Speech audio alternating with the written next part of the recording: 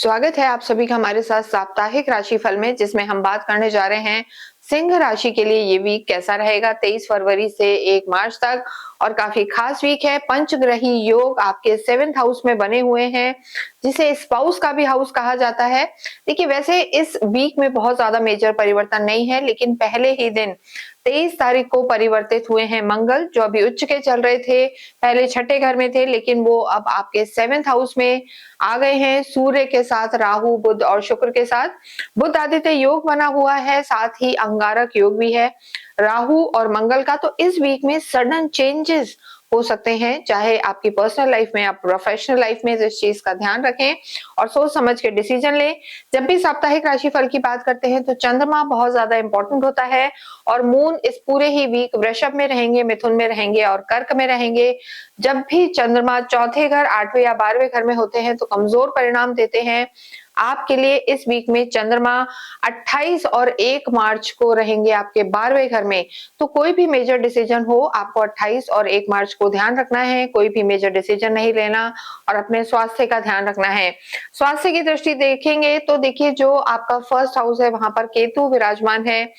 Over thinking से बचना है। हालांकि सूर्य, मंगल, बुध, शुक्र, राहु सभी आपकी लगन को देख रहे हैं। थोड़ा सा ब्लड प्रेशर का ध्यान दें और क्रोध पर भी कंट्रोल करें, वरना थोड़ा सा मानसिक तनाव इस वीक में आपको रह सकता है। नहीं भूलना चाहिए, आपकी ढैया भी चल रही है, तो यहाँ पर ढैया के कारण और मानसिक तनाव के कारण 28 और 1 को थोड़ा सा स्वास्थ्य का आपको ज्यादा ध्यान रखना है। अन्यथा पूरा ही वीक यहाँ पर ठीक नजर आ रहा है। इसके साथ अगर हम देखें, बात करें आपकी लव लाइफ की, लव लाइफ के प्लैनेट आपके गुरु हैं, जो आपके 11वें भाव में हैं और अपने ही घर को देख रहे हैं। देखिए, लव लाइफ तो आपकी ठीक ही है, अंडरस्टैंडिंग भी है, लेकिन जो एक कहते हैं कि बहुत मिलना जुलना या अंडरस्टैंडिंग, इसमें थोड़ा सा कहीं ना कहीं बीच बीच में दिक्कत आ सकती है। हफ्ते के एंड में थोड़ा सा तालमेल बिठा के चलें, ईगो क्लैशेस में ना जाएं।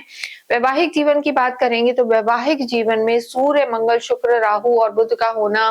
देखिए, जब भी सूर्य और मंगल सप्तम में आते हैं या दृष्टि देते हैं तो मंगल दोष बना देते हैं। तो यहाँ पर अपने वैवाहिक जीवन में ध्यान रखें, आर्ग्यूमेंट्स में नहीं जाएं, कॉन्फ्लिक्ट रह सकते हैं।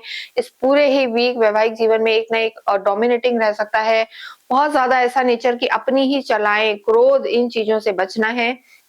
लेकिन मंगल और शुक्र का साथ होना आपस में तालमेल भी बिठाएगा, आप में अटैचमेंट रहेगा दोनों में, स्पाउस में, लेकिन कॉन्फ्लिक्ट रह सकता है, ईगो क्लैशेस रह सकते हैं। विशेषकर 28 फरवरी और 1 मार्च को आपको ध्यान रखना है, किसी तीसरे के कहने में नहीं आना। जिन लोगों का विवाह नहीं हुआ है, मंगल और शुक्र उनके विवाह के योग बना सकते हैं, घूमने फिरने जा सकते हैं। तो तालमेल यहाँ पर बनता हुआ नजर आ रहा है। साथ ही साथ गुरु की भी दृष्टि आपके वैवाहिक जीवन को, कुछ ऊपर नीचे अगर होता भी है, आर्ग्यूमेंट्स होते हैं, तो गुरु की ये दृष्टि आपके वैवाहिक जीवन में तालमेल बिठाएगी।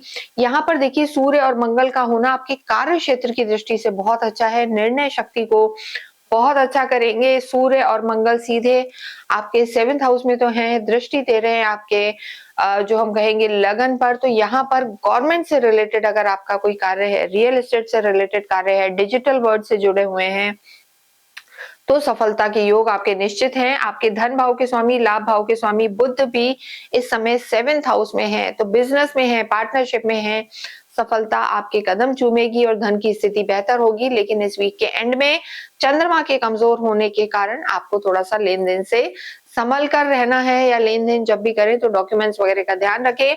इसके साथ ही मान प्रतिष्ठा, फेम, नेम यहाँ पर बढ़ता हुआ नजर आ रहा है। राहु का भी यहाँ होना, अंगारक योग, एकदम विस्फोटक स्थिति, आपकी एकदम से सडन लाभ यहाँ पर होता हुआ दिखाई दे रहा है। विद्यार्थियों की स्थिति बेहतर है, क्योंकि विद्या के जो लॉर्ड हैं गुरु स्वयं अपने घर को देख रहे हैं। तो सिंह राशि के लिए हम कहेंगे कि ये वीक विद्यार्थियों के लिए भी अच्छा रहेगा, लेकिन जल्दबाजी में निर्णय ना लें। और एकदम से केतु की पंचम दृष्टि कभी कभी थोड़ा सा आपके अंदर डिटैचमेंट ला सकती है कि क्या पढ़ाई, या कोई चेंजेस ला सकती है।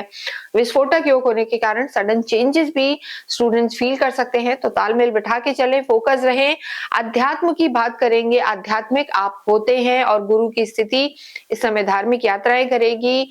आपके घर में भी आध्यात्मिक कोई ना कोई कार्य हो सकते हैं।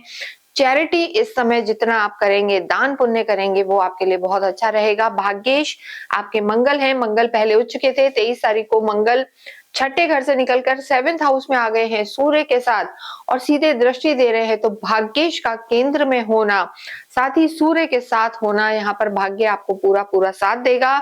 जमीन जायदाद से फायदे हो सकते हैं, कोई कार्य आपका एंसेस्ट्रल प्रॉपर्टी का अटक रहा था या पैतृक संपत्ति का अटक रहा था या कोई जमीन लेना चाह रहे थे, गाड़ी लेना चाह रहे, तो भाग्य उसमें आपका पूरा साथ देगा, रुके हुए काम बनेंगे। ये स्थितियां यहाँ पर बेहतर है, लेकिन इसके साथ ये देखना जरूरी है कि शनि आपकी कुंडली में कैसे हैं, क्योंकि शनि की ढैया आपकी चल रही है और जब भी ढैया चलती है तो शनि अगर कुंडली में अच्छी स्थिति में नहीं है तो थोड़ा सा स्ट्रगल आपको यहाँ पर देखने को मिल सकता है। तो इस चीज का ध्यान रखें, जितना हो हनुमान चालीसा का पाठ करें, गायत्री मंत्र का जप करें, सूर्य को जल चढ़ाएं और एक मुखी रुद्राक्ष आप धारण करें। इसके साथ ही इस वीडियो को हम समाप्त करते हैं। कमेंट बॉक्स में ओम सूर्याय नमः, ओम भास्कराय नमः लिखें। Thank you.